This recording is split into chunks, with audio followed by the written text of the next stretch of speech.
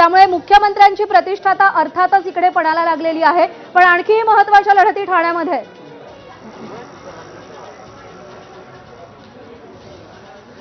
संपूर्ण ठाणे जिल्ह्यामध्ये जवळपास महायुतीचं वर्चस्व आपल्याला बघायला मिळालं होतं 2019च्या निवडणुकीमध्ये आणि यावेळी पुन्हा जे 18 मतदारसंघ आहेत त्यामध्ये देखील मोठमोठ्या बिग फाईट्स आपल्याला बघायला मिळतात।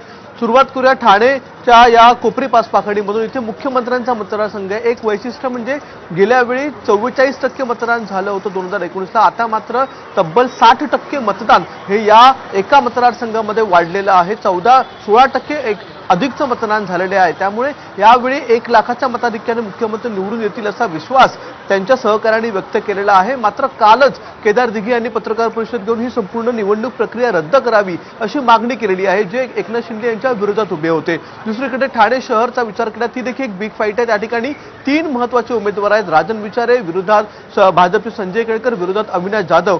या सीटवर देखील संपूर्ण महाराष्ट्राचं लक्ष आहे, कारण की मनसे विरोधात भाजप ही जी लढत आहे ती या ठिकाणी देखील मोठ्या प्रमाणात बघायला मिळेल। दुसरीकडे रवींद्र चव्हाण आहेत, भिवंडीची जागा आहे, अशा वेगवेगळ्या जागा आहेत ज्या ठिकाणी ठाणे जिल्ह्यामध्ये चुरशीच्या लढती होणार आहेत। एकूण जर विचार करायचा झाला तर गेल्या वेळेपेक्षा जास्त मतदान ठाणे जिल्ह्यात झाले। 56% मतदान हे ठाणे जिल्ह्यामध्ये झालेलं आहे यावेळी। त्यामुळे मतदानाची टक्केवारी एकूणच महाराष्ट्रामध्ये वाढलेली आपल्याला पाहायला मिळाली आणि मतदानाची वाढलेली टक्केवारी कोणाच्या पथ्यावर पडणार याची उत्सुकता आहे। अक्षय, धन्यवाद दिलेल्या माहितीसाठी। आणि आपण पुन्हा एकदा आपल्या पाहुण्यांकडे येऊयात। अश्विन, नक्कीच प्रज्ञा, आणि आपण इकडे आपल्या मिलिंद